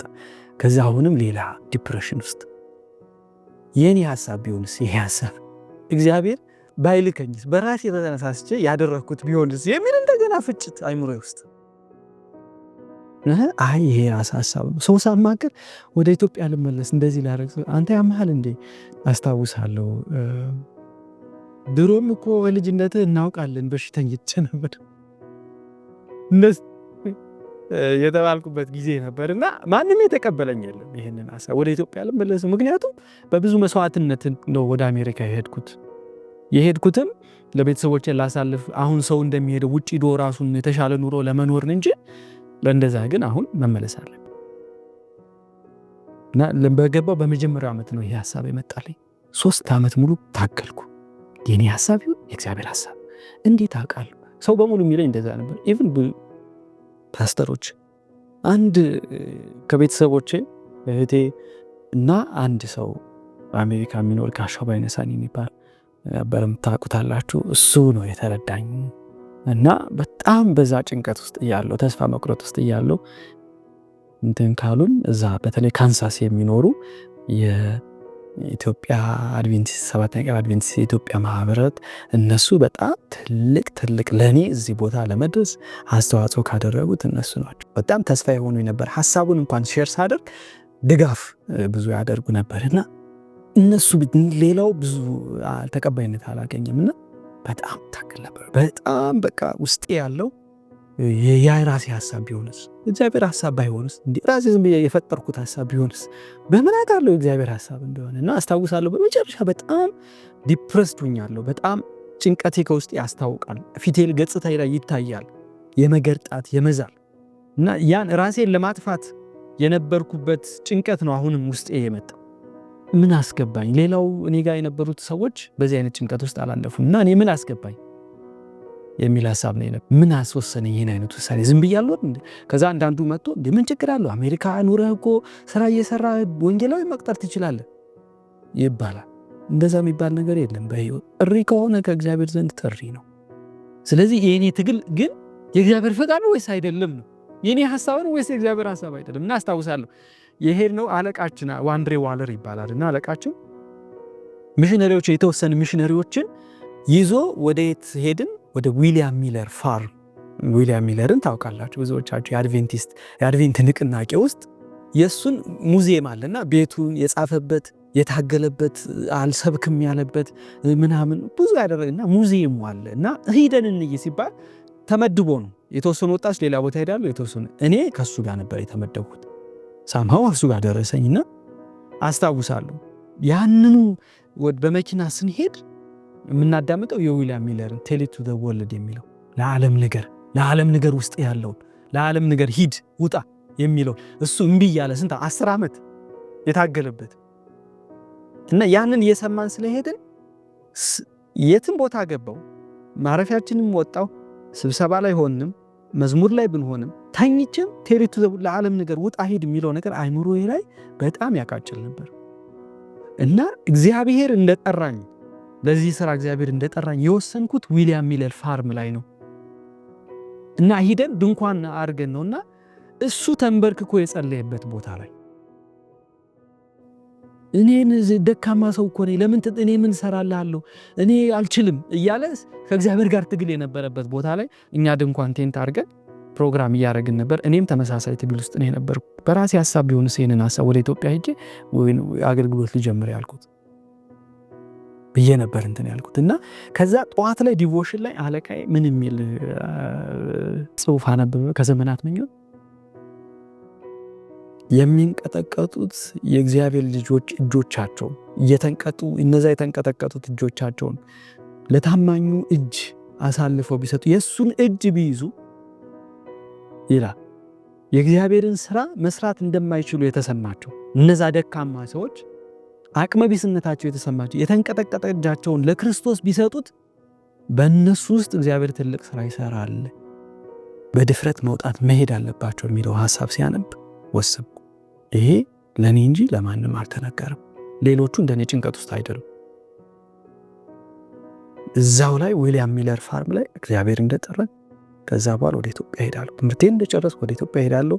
ሚኒስትሪ አቋቁሚ ወጣቶች ለኔ የደረሰው የእግዚአብሔር እጅ ለነሱም በአካል በመንፈስ በአእምሮ መታደስ ማግኘት አለባቸው ብዬ ወሰን። ከዛ በኋላ ሰላሜን አገኝ። ከዛ በኋላ ከ3 ዓመት በኋላ ዲሴምበር ላይ ጨረስኩ 2014። እኔ ፌብሩዋሪ 2015 ወደ ኢትዮጵያ መጣ እና ስመጣ እንደ ማንኛውም ሰው ዶላር በኪሴ ሞልቶ አይደለም የመጣው። እኔ ስመጣ ሚኒስትሪ የሚያስጀምር አንዳች ነገር ይዤ አልመጣው።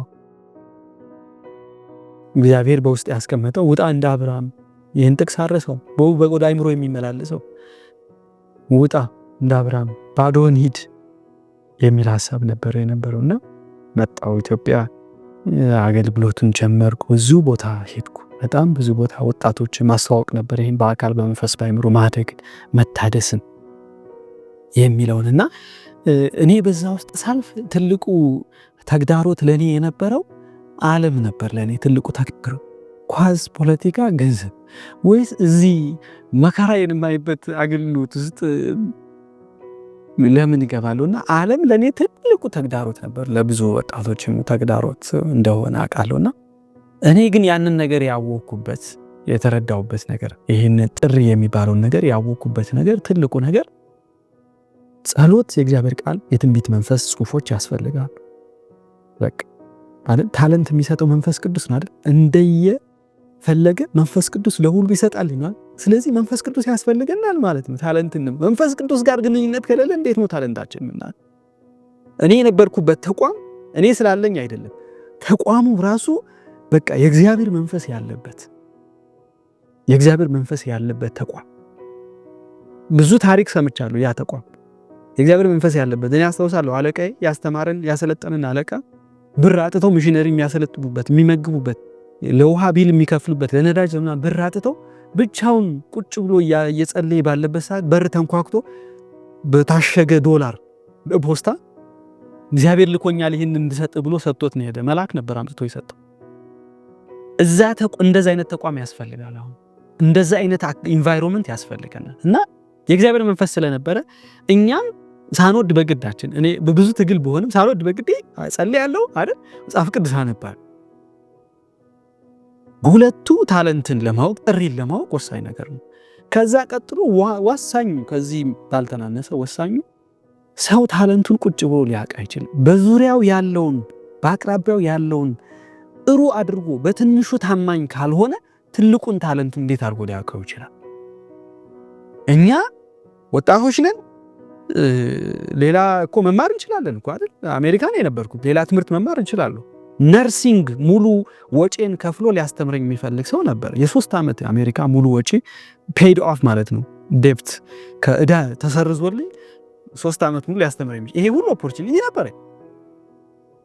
ግን በዙሪያችን ያለውን ነገር ቱ ዘ ቤስት ካልሰራ ነው በደንብ ካልሰራ ነው በትልቁ እንዴት ልንሾም እንችላለን? ስለዚህ ታለንትን ለማወቅ ጸሎት ያስፈልጋል። እግዚአብሔር ቃል፣ ትንቢት፣ መንፈስ፣ እነዚህ 3ቱን ነገሮች ከነሱ ጋር ያልተቋረጠ ግንኙነት ያስፈልጋል። ከሱ ቀጥሎ በዙሪያችን ያለ ነው ሰራተኛ ነው ተማሪ ምን ሆን ባለንበት ያለንበትን ነገር ቱ ዘ ፉል ኤክስቴንት በአማርኛ ምን ልበለው በቃ በሙላት መስራት አለብን።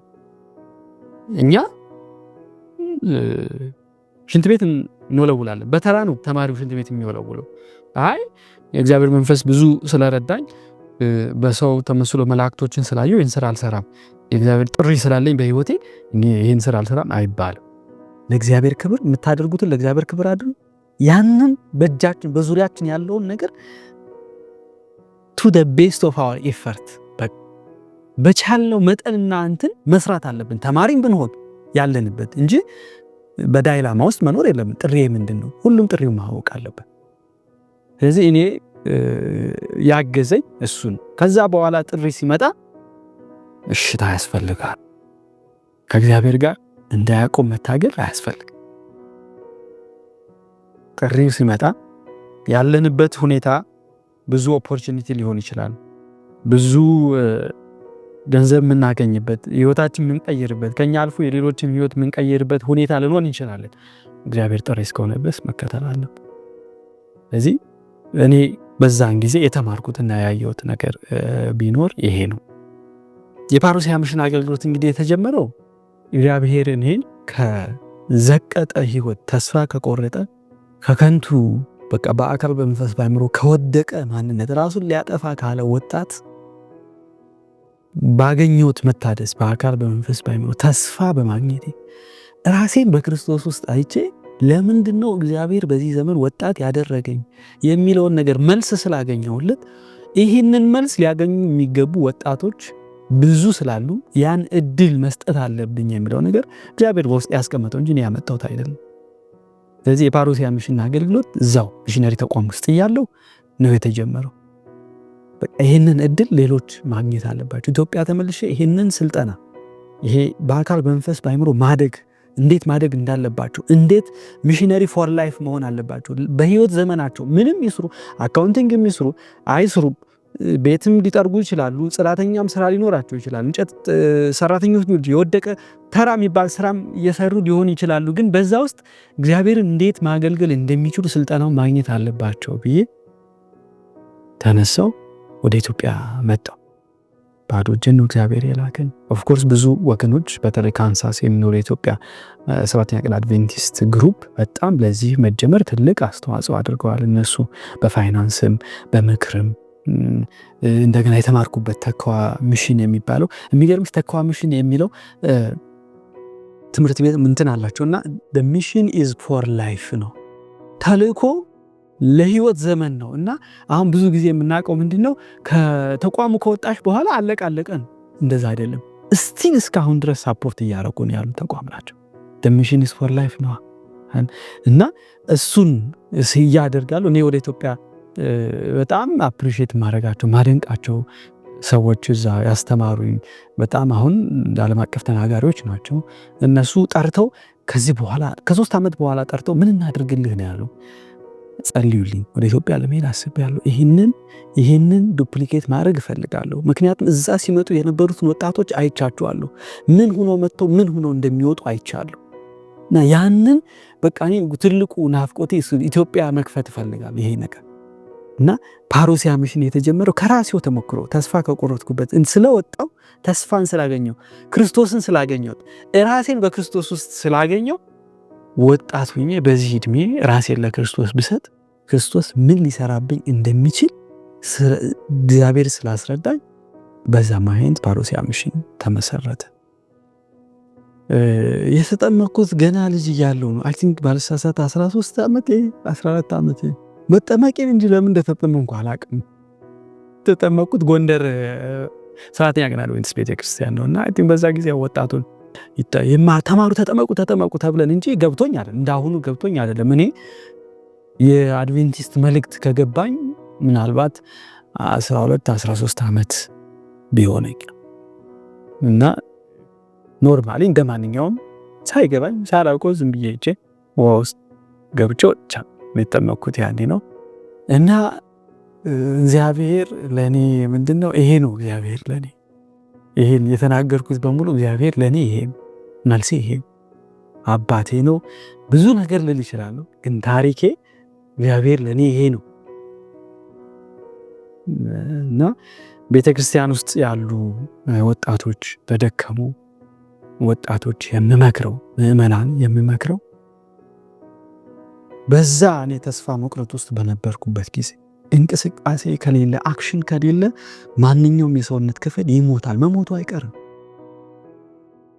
እኔ ራሴን ላጠፋ ሰዎችን ራሳችሁን አታጥፉ ብዬ ነበር ስመክር የነበረው።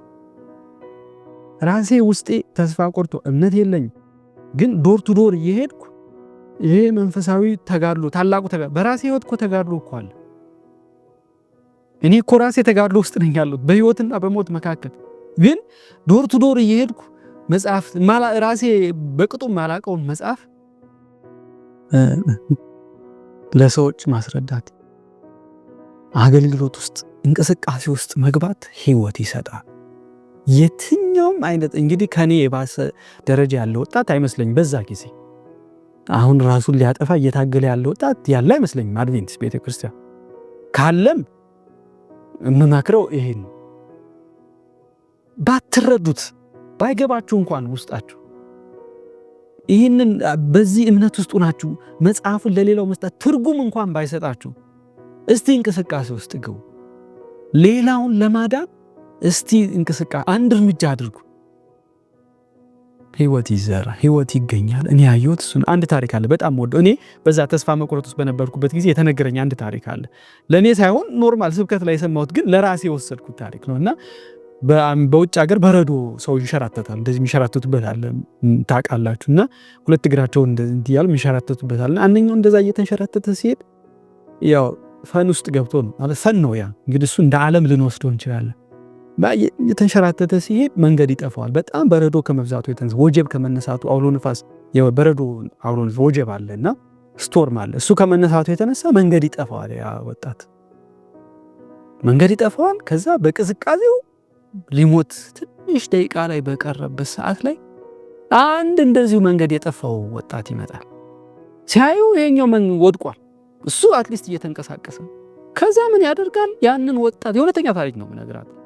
ያንን ወጣት ለማዳን እሱ እጁ እንደዚህ እያሟሟቀ ሰውነቱ ላይ ሲያደርግ እንደዚህ ሳያስበው እሱም ዳነ፣ እሱም ዳነ፣ ሁለታቸውም ዳኑ። ያ በረዶ ስፍራ ለኛ ዓለም ነው፣ ዓለማዊነት ሙተና ልንሞት ትንሽ ጫፍ ነው የቀረን። ግን እንቅስቃሴ ባንረዳውም ባናቀውም ቢገለኝም እንኳን እግዚአብሔርን ጠብቃለሁ አይደል ያለው ኢዮብ።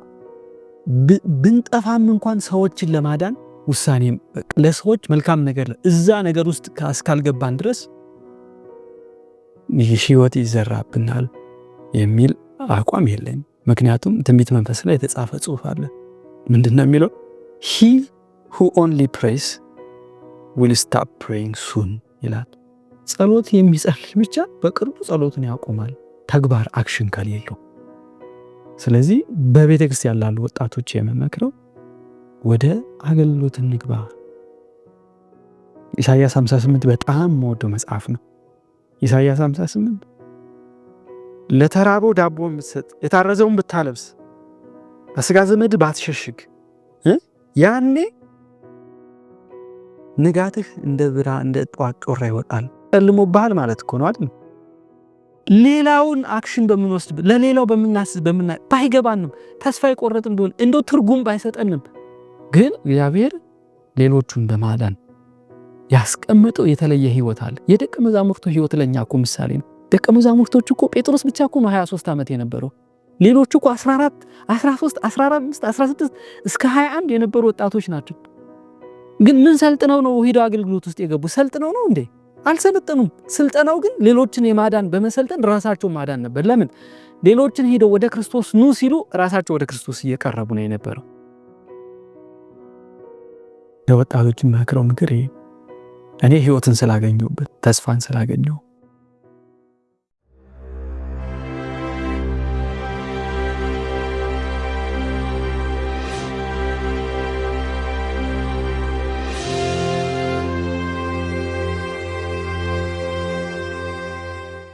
እግዚአብሔር እውነት ምን ያህል ታላቅ አምላክ ነው። እኛ ከምናስበው ከአእምሯችን በላይ የሆነ አምላክ ነው። ለሰዎች ሲሰሙት ግራ የሚሆን ነገር ግን እሱ የኖረበትን እሱ ያየውን መላእክቶችን እውነትም ተገናኘ እውነትም መሩኝ ያለበትን ታሪክ ሰምተናል። ዛሬ ላይ ወጣቶች ምን እያሳለፋችሁ ነው? በምን አይነት ተስፋ መቅረት ውስጥ ነው ያላችሁት? በውሃ ውስጥ ጠልቆ መውጣት ብቻውን በቂ አይደለም። እውነት እግዚአብሔር በልባችን ካልኖረ እውነትም ከእግዚአብሔር ጋር ካልተገናኘን የምናሳልፈው የክርስትና ህይወት ከንቱ እንደሚሆን ከወንድማችን አንተነህ እንደተረዳችሁ ተስፋ እናደርጋለን። በወደቅንበት ሰዓት ላይ እግዚአብሔር ያነሳናል። ምንም ነገር ባይገባችሁም አገልግሉ ብሎ መክሮናል። ስለዚህ ወጣቶች ለማገልገል ወደ ኋላ ያላችሁ እያቅማማችሁ ያላችሁ ጠላት በጆሮአችሁ አንቺ ኃጢአተኛ ነሽ፣ አንተ ኃጢአተኛ ነህ፣ አትገባም፣ አይገባህም፣ ይሄ ቦታ ላንተ አይደለም ላንቺ አይደለም እያላችሁ ያላችሁ ወጣቶች ባይገባችሁም አምላካችሁን አገልግሉት።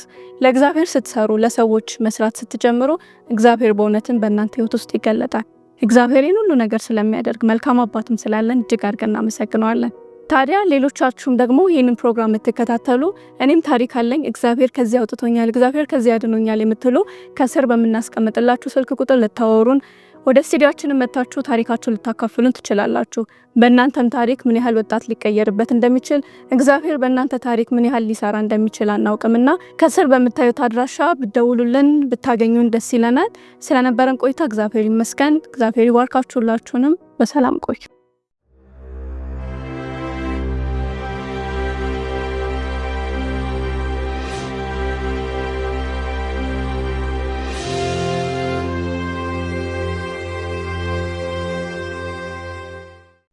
ፕሮግራማችን ይህን ይመስል ነበር። ብዙ እንደተባረካችሁ ተስፋ እናደርጋለን። አሁን ደግሞ በመጨረሻ ጸሎት እንድናደርግ ለወጣቶች ጥሪ ያቀርባለሁ። በተማርነው መሰረት መሰዊያን ማደስ የተሰበረ መሰዊያ ይታደሳል በሚል ርዕስ አብረን ቆይተን ነበር። ብዙዎቻችን እንኖራለን መሰዊያችን የፈረሰብን ከእግዚአብሔር ጋር ያለን ግንኙነት እንደ ድሮ ያልሆነ ልንኖር እንችላለንና እግዚአብሔር ግን የእንደገና አምላክ ነው። ኤልያስን እንደሰማ መሰዊያውን ባደሰ ጊዜ ወደሱ እንደተመለሰ አንድም ቢሆን ከሱ ጋር እንደቆመ ዛሬ ከኛ የሚጠበቀው ፈቃደኛ ልብ ብቻ ነው። ስለዚህ ምናልባት ከጌታ ርቀን ቢሆን መሰዊያችን ፈራርሶ ቢሆን እንዴት እንደምንጸልይ ጠፍቶን ቢሆን ከእግዚአብሔር ጋር እንዴት ማሳለፍ እንዳለብን ግራ ገብቶን ቢሆን እንዳልኩትም እንደመጀመሪያው በስክሪን በተለያየ ነገር ተጠምደን ቢሆን ዛሬ ግን እግዚአብሔር ከኛ ጋር ያለውን መሰዊያ ሊያድስ ይፈልጋል። ከኛ የሚጠበቀው የተዘጋጀ ልብ ብቻ ነው። ከዛም ፈቃደኛ ከሆነን እግዚአብሔር እንደገና እሳቱን የመንፈስ እሳት ሊሰጠን በውስጣችን እንደገና ሊሰራ ፈቃደኛ ስለሆነ ከኔ ጋር እንድትጸልዩ ጋብዛችኋለሁ። እንጸልይ። የእንደገና አምላክ የሆንክ እግዚአብሔር ዛሬም ልጆች በፊትህ እንቀርባለን። እንደሚገባህ አልተመላለስንም። አንተ የፈለከንን ያህል ግማሿን ጥቂቷን እንኳን አልፈለግንህም። ጌታ ሆይ የተሰባበረውን መሰዊያችንን በኢየሱስ ስም አንተ አድስልን። አንተን መፈለግን አስተምረን። እግዚአብሔር ሆይ በተለያየ ነገር ጠላት ጠምዶናል። መልካም በሚመስሉ ግን ጤናችንን ህይወታችንን ካንተ ጋር ያለንን ግንኙነት እያፈረሰ ያለ ብዙ ነገር አለ። ኢየሱስ ሆይ በዚህ ሰዓት በእኔና በወጣቶች አንተን በፈለጉ ሁሉ ላይ መንፈስህ እንዲወርድ እግዚአብሔር ሆይ የመንፈስህን እሳት በልባችን እንድታደርግ መሰዊያችንን እንድታድስ እጸልያለሁ። ጌታ ሆይ አንተ የተሰበረን ማትጥል የተቀጠቀጠን ማትተው እግዚአብሔር አባት ሆይ እንደገና አምላክ ይሆንክ ዛሬ በእኔና በጓደኞቼ በወዳጆቼ ህይወት ላይ እንድትሰራ እጸልያለሁ። የጠራ ሁሉ እንዲያገኝህ የፈለገህ እንዲያገኝህ መንፈስህ ወደ ልባችን እንዲጠጋ እጸልያለሁ። ስለ ሁሉ ክብር ለአንተ ይሁን በኢየሱስ ስም አሜን። ዛሬ የነበረን ፕሮግራም ይህን ይመስላል። ብዙ እንደተባረካችሁ ብዙ እንደተማራችሁበት ተስፋ አደርጋለሁ። ሐሳብ፣ ጥያቄ፣ አስተያየት ካላችሁ በሁለቱም ክፍሎች ከስር በሚቀመጠው ስልክ ቁጥር መደወል ወይም ጽሑፍ ማስቀመጥ ትችላላችሁ። ሳምንት እስከምንገናኝ ደህና ሁኑ።